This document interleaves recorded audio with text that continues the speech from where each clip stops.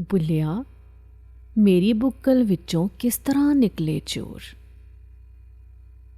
ਬੁੱਲਿਆ, ਮੇਰੀ ਬੁੱਕਲ ਵਿੱਚੋਂ ਕਿਸ ਤਰ੍ਹਾਂ ਨਿਕਲੇ ਚੋਰ। ਆਲ ਦੁਆਲੇ ਮੁੱਲਾਂ ਕਾਜ਼ੀ, ਮੈਂ ਵਿਚਕਾਰ ਖਲੋਤਾ। ਆਲ ਦੁਆਲੇ ਮੁੱਲਾਂ ਕਾਜ਼ੀ, ਮੈਂ ਵਿਚਕਾਰ ਖਲੋਤਾ।